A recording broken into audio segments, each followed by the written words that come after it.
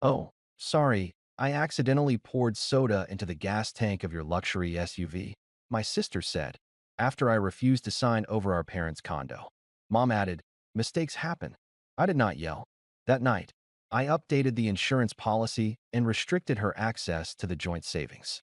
But at 7:42 a.m., she woke up to something far unexpected. I had just finished my coffee when I saw her standing by my driveway. Ashley, my sister, a plastic bottle in one hand, her phone in the other, smirking like she'd been caught doing something she thought was clever. The sun reflected off the black paint of my Range Rover, the one I'd worked for years to buy and kept polished like new. That's when I noticed the gas cap was open. She turned slowly when she heard me step onto the porch. Oh, she said with fake surprise, lifting the bottle. Sorry, I accidentally poured soda into the gas tank of your SUV. Maybe it was an accident. Maybe she thought it was the washer fluid tank. She'd made that mistake before. But standing there with that smirk, it was hard to believe it wasn't deliberate. My pulse didn't even rise. Not yet. You accidentally poured soda? I asked in a flat tone. Ashley shrugged. It was in my hand. I thought it was windshield fluid. Mistakes happen. Then Mom's voice came from the yard. She was holding her phone, clearly watching. Mistakes happen, she repeated. No apology. No concern. Just dismissal. I looked at them both, my hands in my pockets. The same pockets that held the keys to more than just this SUV. The same pockets where I kept my patience, already worn thin. In my head, I'd already done the math. Ashley wanted the condo. Our parents' place in the city, left to both of us. She'd been pressuring me for months to sign it over. I'd said no, knowing she couldn't afford it without draining the family account. This was her answer. Not a conversation. Not an argument. Just a bottle of soda in the gas tank. I didn't yell or curse. I didn't even check the SUV. I walked past both of them, opened my front door, and went inside. From the kitchen window, I saw her set the bottle on the curb like she was discarding evidence. Mom said something quietly, and they both laughed, the laugh of people who think they've won. That night, I made 2 phone calls. The first was to my insurance company. I need to update my policy, I said, reading the VIN from my files. Also, no one but me is authorized to touch this vehicle. The second was to my bank. Remove Ashley Carter from the joint savings. Effective immediately. Both calls ended with the same sense of closure, like locking a door from the inside. When I went to bed, the street was quiet. The SUV sat under the lamppost. Gas cap still open, but I didn't care. I had a different kind of fuel now, one that didn't come from any tank. And at exactly 7:42 a.m. the next morning, she was going to wake up to something far different than a calm older brother. By the time the first sunlight came through my blinds, my decisions were made. My phone was still warm from the calls I'd made. Insurance, then the bank. Ashley's name, gone from the joint savings. My SUV, locked down. I moved through the kitchen in silence, coffee brewing, remembering 3 months earlier when I'd given Ashley a cashier's check for her mortgage. She'd been in tears, promising to repay me as soon as things got better. They never did. 2 weeks later, she called it an emergency when her fridge stopped working.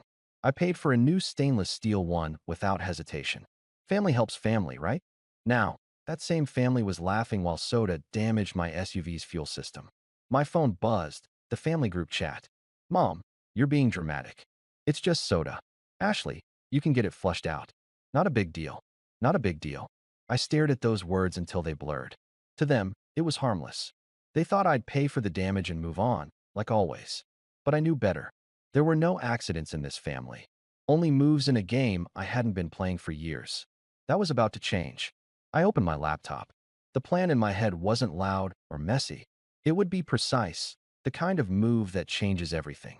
And if Ashley thought I was going to stay on the defensive, she was about to learn that silence doesn't mean surrender. At 7:42 a.m., the knock on Ashley's door was loud enough to rattle picture frames and wake neighbors. She stumbled to the door, hair messy, wearing the same oversized t-shirt she'd slept in. When she opened it, she froze. 2 people stood there, one in a navy windbreaker with the First Union Bank logo, the other with a badge and clipboard from the city collections office. Both looked like people who did this job every day and weren't here to negotiate. Ms. Carter, the bank representative asked, already looking past her into the hallway. We're here regarding the default on your vehicle loan. As of this morning, The account is in arrears beyond the grace period. The lender has authorized repossession. Ashley blinked, shaking her head. No, no, the payments go out automatically. My brother. Not anymore. The city official interrupted, holding up a folded notice. You'll want to read this. Your property tax installment for the year was due on the 1st. The payment source is frozen. Her mouth went dry. She stepped back inside and called her husband. It went to voicemail twice. On the third try, he answered, his voice tense. What happened to the rent check? The landlord called. It bounced. He says we have until Friday to fix it or we're out. Ashley felt heat creeping up her neck. Something's wrong with the account. Her phone buzzed again. Mom. She answered immediately. What did you do? Mom's voice was sharp and angry. I just tried to pay the electric bill from the joint account. It says, transaction denied. Everything's locked up. All of it. Ashley pressed a hand to her forehead as the room spun. Outside, a tow truck pulled up, hydraulic arms clanking. The bank rep walked past her with his clipboard, not even looking at her. It hit her then. This wasn't random. This was the result of actions I'd taken to protect my resources. And she knew exactly whose move it was. By noon, the family group chat was flooded with messages. My phone vibrated constantly. MOM, what did you do? Ashley, you can't just take MY money. MOM, this is crossing the line, Mark. Over a soda? Ashley, you think you're clever? Watch what happens when. I muted the thread and let them keep talking. I had work to do. This was never about soda. It was about years of them treating me like an open wallet. I'd covered Ashley's missed mortgage payments just this once, 3 times. I'd replaced her fridge when it broke, even delivered it myself. I'd given Mom cash for unexpected repairs that never seemed to fix anything. And when I said one clear no, you can't have the condo, they crossed the line with a smirk and a bottle of Diet Cola. That line was no longer in the sand. It was set in concrete. At 1:14 p.m., Ashley called. I didn't answer. At 1:16, she called again. I let it go to voicemail. At 1:18, Mom tried. This time I picked up.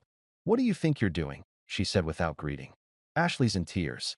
The bank is here. They're taking her car.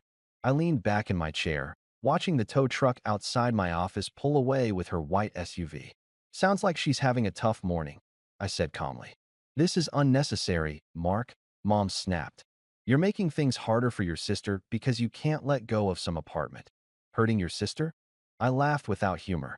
No, I'm protecting my resources from someone who poured soda into a $70,000 engine because she didn't get her way. Mom started to speak, but I kept going. And that condo you think is just stuff? Dad's name is on the deed. He wanted me to retire there.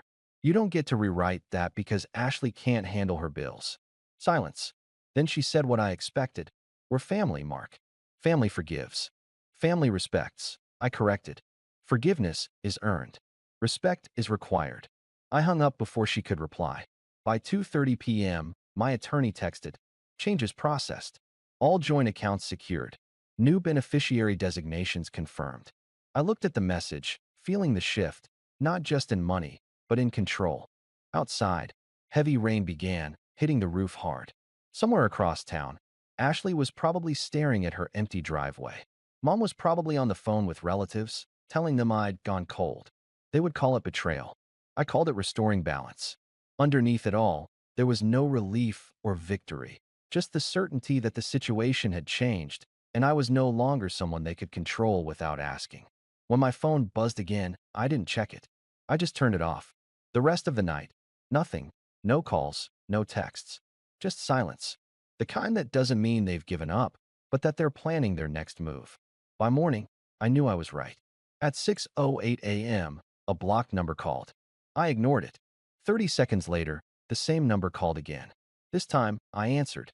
You've made your point. Mom's voice was tight and brittle. Now fix it. Fix what? I asked. You know what? Ashley can't pay her bills. She's panicking. I can't cover both her mortgage and the Cabo trip. I almost laughed. Cancel Cabo. A pause. We can't, she said sharply, as if it was impossible.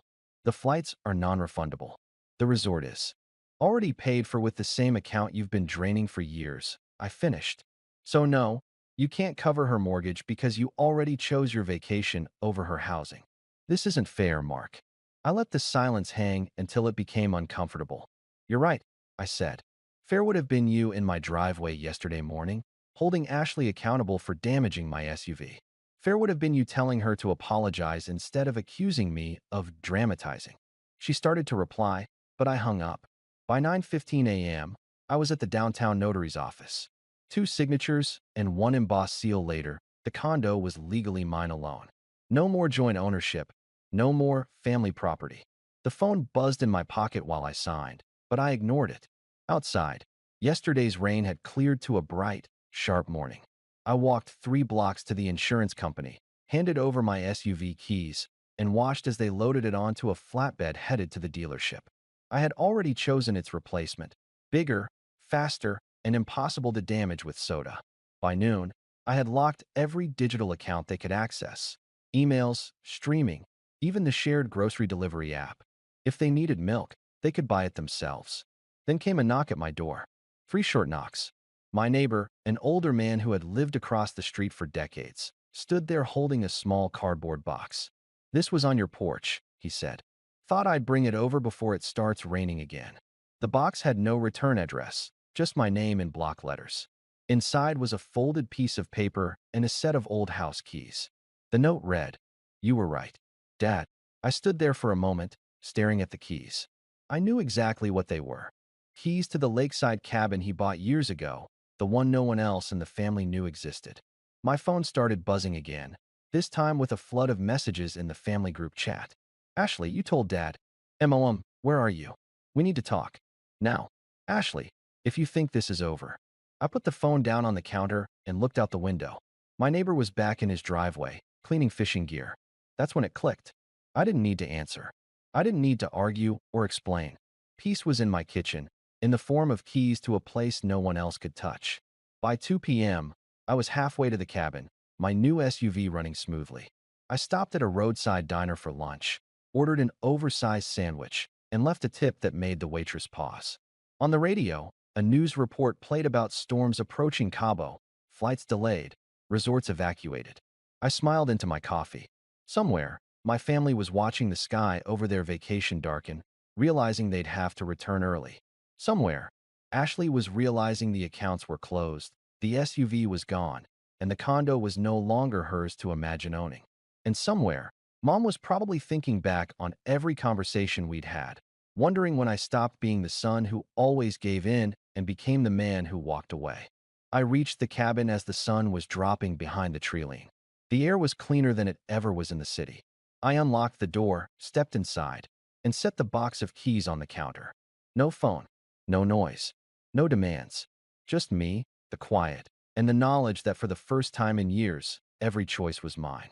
By the time they figured out where I had gone, I'd already be gone again. 3 days passed without a single call, text, or knock at my door.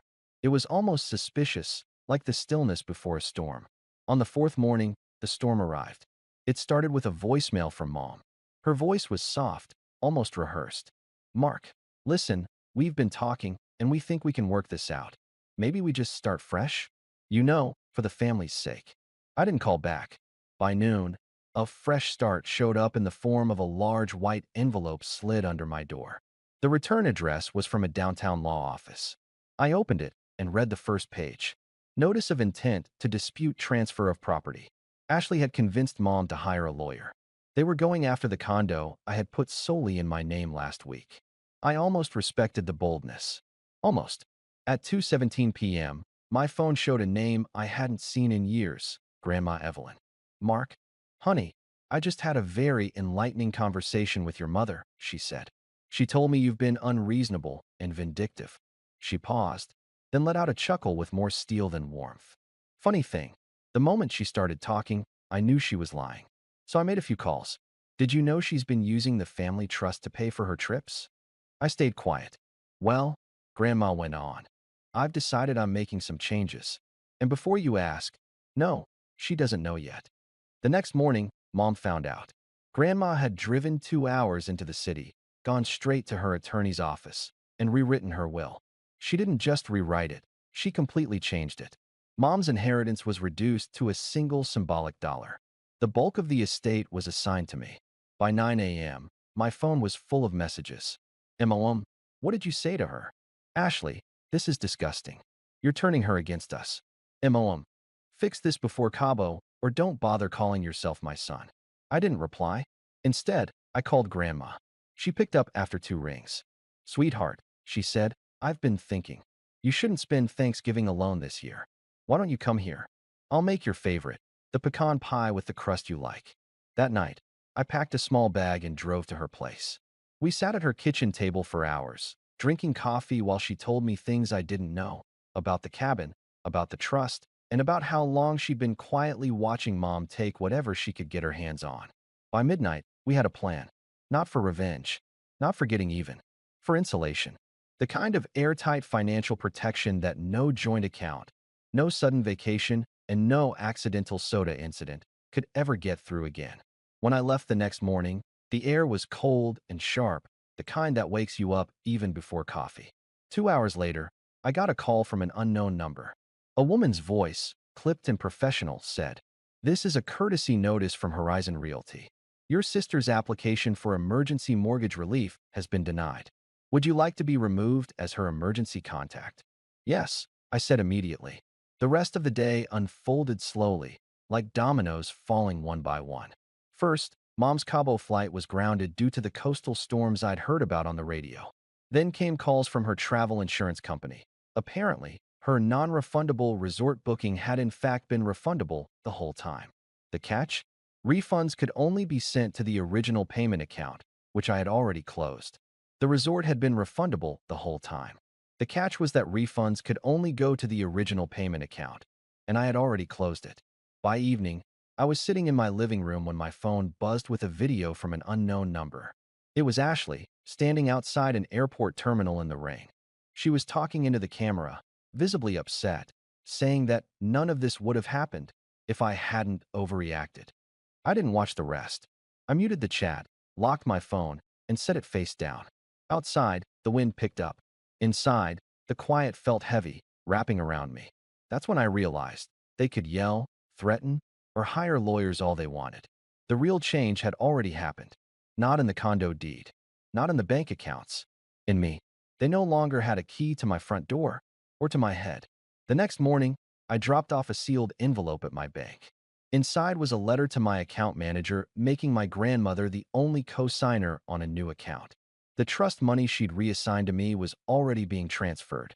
When I stepped back outside into the sunlight, I didn't check my phone. I didn't need to. Somewhere, they were trying to regain control of a game they no longer ran.